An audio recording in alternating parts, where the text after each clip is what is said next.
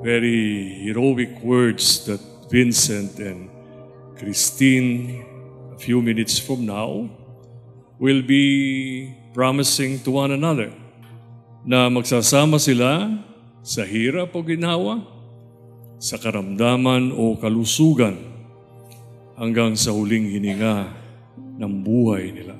Last year kasi nagkasakit si PJ. So, ang dami naming worries na parang hindi namin alam kung abot pa ba kami sa araw na to. So, I think for me and PJ, very thankful lang kami na dumating kami sa, yung kakasal kami.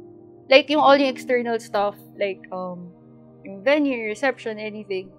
Ang pinaka-importante sa amin, yung nandito kami pareha at magpakasal.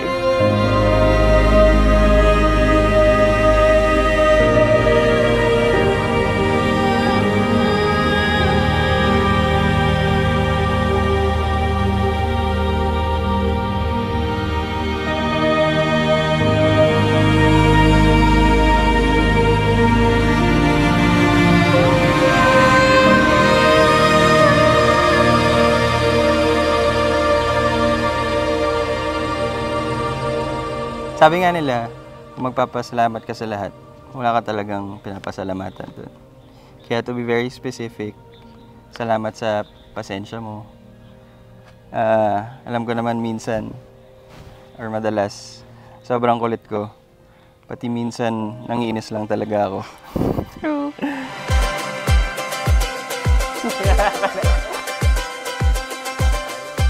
Si Christine, madaldal.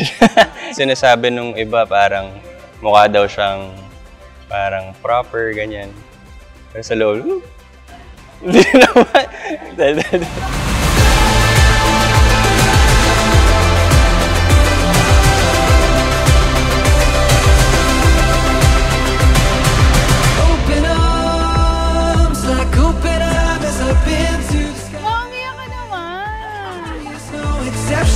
We are going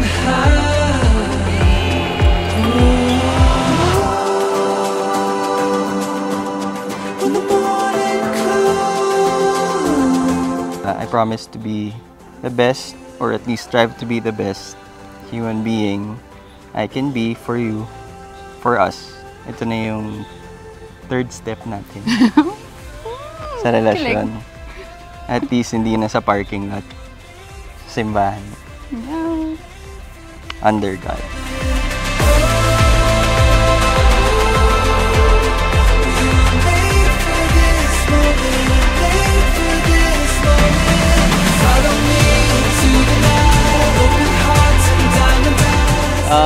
Dapat mahabang patience and understanding.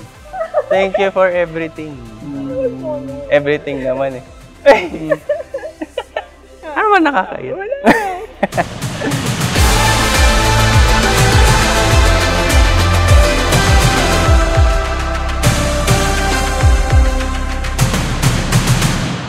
Mahal PJ Eb, I met you 2018 during a very difficult time in my life. We would have met sooner sa Lasal sa HP, pero 2018 niya tayo pinagtagpo. Hindi ko masabi yung who would have thought na sinasabi ng ibang tao sa vows. Kasi when we were dating, for the first time in my life, naramdaman ko na ikaw yung mapapangasawa ko.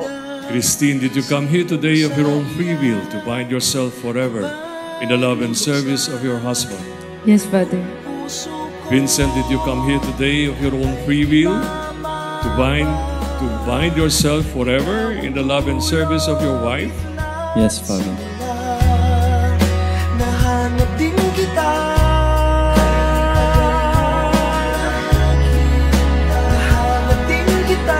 Thank you, Ma and Pa, for praising me. Thank you kasi nandito tayo ngayon. Good luck and best wishes. And I know naman you choose the right guy. So, good luck and enjoy! Yun lang yung message ni Papa. Magluto ka kay PJ. Sa bawat kailan, sino't saan, ikaw lamang ang kasagutan. Bawat kanan at kaliwa. Iba kasi yung feeling na parang alam mong may tao ng sure sa'yo. Kasi nga, isang tiyak sa isang libong duda. So, buong buhay mo parang you have your doubts, you have your worries and all. Di ba napakasarap ng pakiramdam kapag alam mong ikaw ay nasa pre-departure area.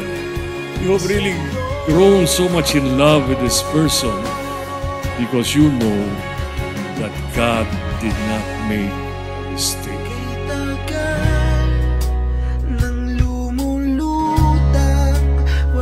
Salamat sa pagiging thoughtful, sa pag-asikaso, alaga sa akin. Lalo na nung nasa hospital ako last year. Ngayon alam ko na yung sagot sa mga bakit ko kay Lord no. Almost this time last year, we realized that life is indeed short. Akala natin di tayo aabot sa araw na to. And sa dami ng iyak at takot ko nun, I'm thankful na andito tayo ngayon. Sinagot ni Lord yung prayers natin na bigyan pa tayo ng mas mahabang buhay para bubuo ng pamilya, mahalin at alagaan ng isa't isa. At makaharap ko ngayon yung nag-iisang tiyak sa 1,000 kong duda. Hanap kita.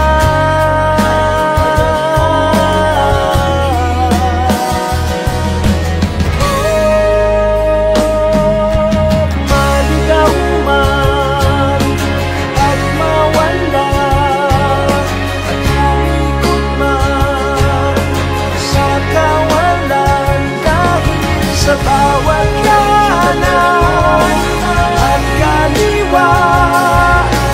Hindi naman o hinada ang pawalan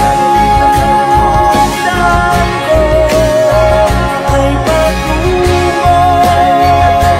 pabalik sa'yo.